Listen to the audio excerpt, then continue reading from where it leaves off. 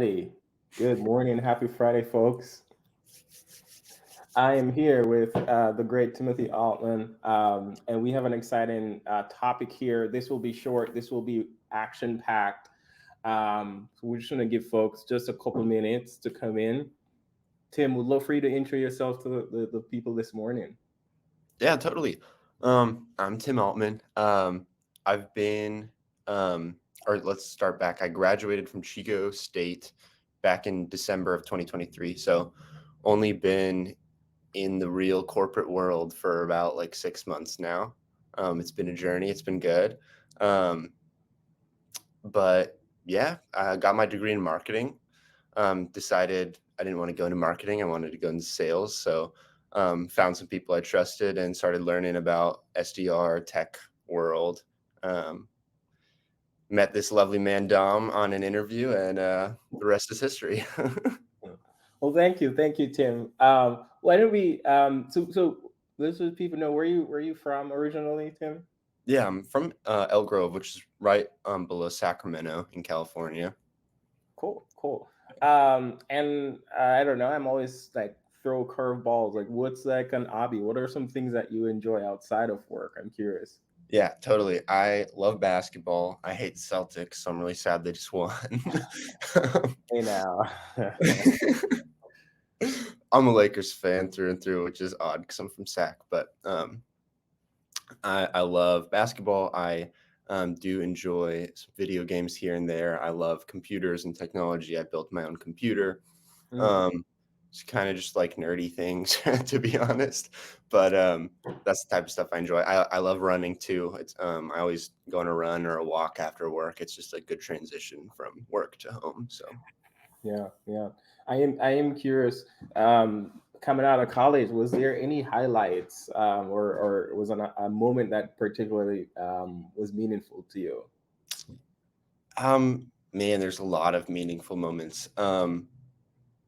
I feel like for me, I graduated in December, right? So it's kind of a weird time to graduate, and Chico doesn't have a December ceremony. So like, Mm. there was no like real, oh my gosh, you're done, like you just finished 4.5 years of college. But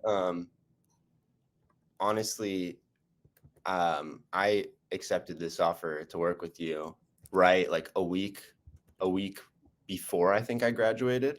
And that moment was kind of surreal. Honestly, like that was probably like that was my graduation because it was the moment where I felt like I was moving into something new and different.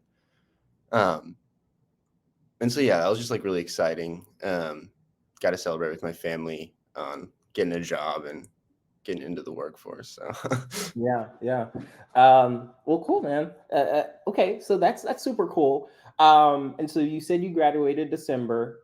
It is now June. When did you start working? I started like the second week of January. Wow, so quick turnaround. So we'll say it's about 6 months since you've been in tech sales. Yeah. Yep. All right, cool.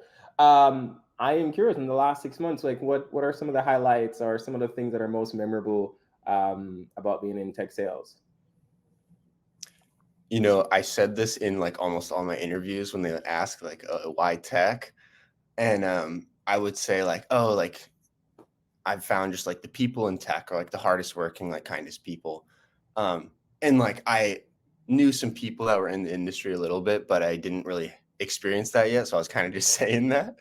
But like being in here and like working at Assembled with you all, like that has been the huge highlight. Like the people there are amazing. And like I love going to the office. I love working with them and bantering with them. And like honestly, when it comes to work, like if you can enjoy the people you're around, that's honestly almost bigger than the work that you're doing. So Nice, nice. Well, thank you, man. Thank you for sharing that. Um, cool. So let's go back a little bit, right? So I think you were interviewing in December, which is also a wonky time. Like if you were saying most people would have graduated back in June, July. Um, what were you thinking? You mentioned a certain degree. Talk to me about what degree you were in. How did you end up thinking like, maybe tech sales might be for me? yeah, got my degree in marketing. I actually started in civil engineering. So like big switch from civil engineering to business marketing. Um, that was like 2 years in, I switched. That was like during COVID. I was like in my room. I like took a civil engineering test, looked at the ground, and it was just full of papers. And I was like, I can't do bridges my whole life. It's not for me. So I made that switch. But it wasn't until like my last semester where I competed in a sales competition, and ended up doing really well. I placed third from 83 of my peers at Chico, and like I remember that moment very specifically. Was like, oh my gosh, like I love doing this. Like this is really fun. This like gets me fired up. And so it was that moment that I was like, okay, like let's look into sales more and like a little bit away from marketing. So that was kind of like the sales. That wasn't like necessarily tech. I didn't know which industry yet, but like that was the moment that defined like sales. Interesting. Um, I talk to a lot of people, and they're very scared that they will end up in a field that they won't like. They're very scared of, hey, if I choose this, um, will I regret it, and will I have to start over? I am curious, where you were sitting, were any of those thoughts coming up for you? Number one, and if they were, or not, like how were you able to either avoid them or work through them? Mm-hmm. I actually have a lot to say with this question. So number one, um, let's just say you want to get into sales and that's what you want to do. There's the piece of, oh, what industry do I go into? Because if you don't go into tech, you will have to start over if you eventually want to get into tech. And so that was actually one of the drivers that made me want to get into tech first, because let's say you start as like a sales for like a retail store. You're gonna, and even if you level up and you're like one of the best outside sales reps for that company, and you want to jump into tech, you're gonna have to start as an SDR. And so I didn't want that, and I thought I wanted to go into tech eventually, so I wanted to try to start there, even though it is more competitive. So that's like industry wide. You will have to start over if Mm, you join the tech industry and you are sales somewhere else. Um, for sales specifically, the reason I actually chose SDR at a tech company is because when you get that promotion to account executive, you show your hard work and you do your job well. You can transition into different aspects of that tech company. You can go into account management, customer success. You can find different ways to like product. If you love the product, you can find your way into product. So I would actually worry less about like, oh, do I want to do sales my whole life? I think you need that driver really to become an account executive. But after that mark, I think there's a lot more opportunity out there. interesting, interesting. That's good, and we tend to see that a lot, right? Where being in tech sales, you can go on and have an amazing career, not just being an SDR, but being an AE. You can go into management, and we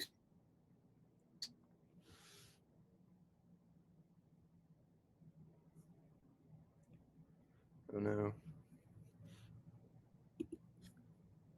uh, you still Oh, there? I think I lost you for a second. Are you back? I think you're Yeah, back. we're Okay, back. I'm back. Yeah, Uh, no, I was saying let's. myself, I started as an SDR, then I was an SDR leader, then I went to be an AE, then I came back to in leadership. And so that's a good place to be. Talk to me about how you start to think about, I know you shared a little bit, but how did you start to think about, hey, here are the skills, here are the things that make me come alive, and then bridging that gap to, here are some potential paths that I could take with the skills, or with the things that would make me like like have a great time, or I would say like bring out the best in me. And the caveat behind that is, just like you were getting into tech sales, but like I'd imagine one of the things for you was being able to like talk to people and be Yeah. in that place. And then you can also go into be a CSM for that, or sometimes depending on like partnerships. So talk to me about what are some of the core skills that you thought that, hey, here are my strengths, and how Mhm. did I then go figure out potential paths for that? Yeah, that's a good question. I think for me, when I was looking at just my life, what I wanted to do with it, um, at the bottom line, like I love helping people. Mm. And I know like sometimes people are like, oh, sales is kind of like sleazy, slimy, whatever. But like if you're doing sales correctly, you're helping people. Like that's what you're doing. Yeah. And you're interacting with people directly as well. You have a direct impact on the work you're doing with other humans. And so I think that was huge for me. I knew I wanted to be interacting with people. I knew I wanted to be helping people, walking them through things. When I knew that, and then I started doing really well in sales at my college, the two just like mingled really well, and I realized that it fit my personality well. Um, what was the second part of the question? I feel like there was more there. Yeah. So sounds like you started to think about what your personality was, and then the goal. I think you kind of answered it as we were thinking through. Hey, what's your personality, and then what type of path would fit that personality? Yeah, yeah, 'Cause I do think that's where some people um, they miss out on. It's like not necessarily they don't think about what might make them well in their personality versus like, hey, I like pursuing this pre-law, right? But like starting to think, does this even fit my personality? So that's where I was coming from there. yeah, totally. I think the second part of that answer for me is like, I figured out my personality matched a solid sales role at a good company. But more than that, I'm somebody who's really hardworking and I love growth and I love like accomplishing new things. And so it's like I was offered like right off the bat a sales position for like a heavy machinery like rental company, right? Um, but like the highest level sales position was like an outside sales rep. You start as an inside sales rep, then an outside sales rep. And then like if you want to do something else, you got to move into management or something, which I didn't necessarily know was what I wanted to do. And so when I started researching tech, I'm like, okay, there's like milestones that I can hit. Like I start as an SDR, you get that first AE promotion. Then there's like mid-market AE, enterprise AE. You can go strategic AE if you really want to. So like there's these different levels, and that was like super attractive to me when I was looking at where I could go. Yeah, yeah, yeah. I like to hear that. Now we'd love to hear the secret sauce, right? Because um, you had, I would say, at the time, an unconventional way of getting in the door. I think in the last 6 months, we've seen more people do what you've done. But I'm curious about how did you start to focus on? Okay, I know this is what I want. What are Yeah. the next steps? Like, what does my day to day look like? What's my process to start applying and getting in the door? Yeah, that's a good point. It has gotten a lot more competitive in the last like 6 months. Um, Even when I was applying, it was competitive. So what did I do to stand out? I think number one, don't just click that easy apply button on LinkedIn, please. Like you will get lost in the sea. It doesn't do anything. You could do 1,000 applications. It's not worth it. So what I did actually is I found people at each company that I thought I would be a good fit at, and I cold emailed them. I did what an SDR would do. Um, Put them into a little sequence, cold emailed them with experience that I had. And the thing that I'm going to note here is I didn't have like a college internship. I had jobs. I worked as an RA and I had track record of doing well in a sales competition, but I didn't necessarily have an internship as like leverage. And so it's finding those experiences. If you are still in college right now and you're watching this, you don't have an internship, look at ways to get involved in your college, in your business, in your college of business, like some way to compete in something or practice in something, get involved somewhere so you have some type of track record, because that is huge. Like Dom's looking at me, he's like, okay, this guy's a cool guy, but like, does he have a track record? Can I trust him? That's helpful. Um, and so yeah, make sure you're trying to stand out. You're cold emailing people. Um, Let me pause there. I think there's a lot of people that saying, but Tim, I was an RA, cold emailing people. Like, what? Like, how do I figure out someone's email? What do I, am I just sending them email from my personal email? Like, let's get a little bit tactical. Talk to me about the setup. Talk to me about like who do you even cold email? Yeah, yeah. You could technically do it from your personal email. I made like a separate email just to like make everything organized. Like this is like my personal work email, if you wanted to say, Mm. um, because I was sending a lot of cold emails. You gotta work hard. So how would you structure it? It's got to be short, sweet, simple, showing um, your interest, but also showing your track record. Hey, this is what I've accomplished. This is what the environment looks like from my research I've done on your company, and I think I would fit well because of this reason. Mm-hmm, mm-hmm. Um, doesn't have to be long. You're not writing an essay. Three short little paragraphs, and I think you're golden. But let's give people a little bit more, right? Yeah. How do you identify who to go after? You don't want to message anyone, and then how are you finding? You found my email. How did you find my email? Yeah. So if you guys don't know, there's information websites, softwares. You can use Lead IQ um, to go on somebody's LinkedIn. You can get their email address that way. Sometimes it's wrong, sometimes it's right. But Did you pay for this yourself? you can get like a personal license, and I did because I was doing so much. I think there's like a free version where you can get it some. I'm not totally sure there. But um, yeah. So for the right people, um, pretty much cold emailing like SDR managers. I think I did cold email some like recruiters as well. They're obviously going to be like a little more low level, but that's the first person you talk to, generally speaking. So it is good to maybe hit them up with your experience. Yeah, yeah. Okay, so what I'm hearing is you had Lead IQ to find people's emails. You're going after SDR managers, and it sounded like you had done some research beforehand to say to find something that would make the company a good fit for you. Yeah, exactly. That's huge. Like you need to personalize it to your personality, to your experience. Cool, cool. That's super helpful. And then you said you were sending a lot. How are you keeping track of that? Was it Were you using a tool for that or what? Yeah, I was just a wee little college student who was really motivated, and so I wasn't tracking it on a tool. I was tracking everything just kind of like in an Excel doc.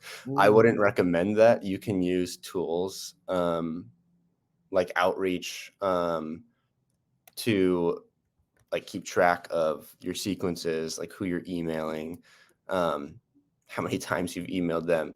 Yeah, you can if you're very motivated and you don't want to pay any money, you could use an Excel doc, but it was a lot of work. I got it. didn't know I didn't know another tool existed. So you had an Excel doc and you said, because you had sent me 2 to 3 emails, right? Yeah, I did. Yeah. Got it. So you're sending the first email and then you're going in your Excel doc and said, hey, let me send another follow up to this person. And you're doing that to what, like 50 people or Yeah. what? Yeah, I would say that's a good number, about 50. Yeah, yeah. Um, cool. That's super helpful. And showing folks like what it takes to get through the door. I am curious now. What you knew coming in, and 6 months in, well, probably have to ask you 6 months in the future. But number one, like, how has working in tech sales met or not met your expectations? I'm curious. Mm-hmm. Um, it's especially if you're joining a startup. It's a fast-paced environment. There's a lot of room for creativity. There's not necessarily somebody telling you what to do. You get to try new things. You get to A/B test. You get to use your creativity. So if that's something that is a trait that you think you have, like a startup is a great place to grow those skills. Um, Again, I like talked about the people. I think that's definitely like exceeded my expectations. Working with people that are super hardworking, but also just fun people to be around. You're going to find that in a sales org at good quality startups. The job is what I didn't expect. I knew it was going to be like kind of repetitive work. Like you're doing tasks and you're sending emails and you're doing calls and you're reaching out on LinkedIn. But it's a very repetitive job. Like there's a reason why people try to get promoted to AE in a year or two. And I will say, like, it is a very repetitive job, but it's like going back to that point, you need to find what motivates you, and that's what's going to like drive you every day. And you need to like be thinking about that and like the end goal in mind, because nobody wants to be an SDR forever. Like, let's just be real here. I love the SDR org, Tim. Hey, you gotta love outbound. You gotta love it. Even when you're an AE, you gotta love prospecting. Yeah, yeah, But yeah. just doing prospecting can be a lot. Can be very repetitive. Cool. And lastly, would love to if you have any final advice for folks. Final advice. Just make sure you're trying to stand out. Like that's very general. Make sure you're sending those emails. Make sure you're putting together a very personalized. Oh, actually, I will say this. There's a question you will be asked in every single interview. And this is honestly, especially like the driver in the first interview, if you get that second one with the manager, they're going to ask like, why our company? So like, why assemble, Tim?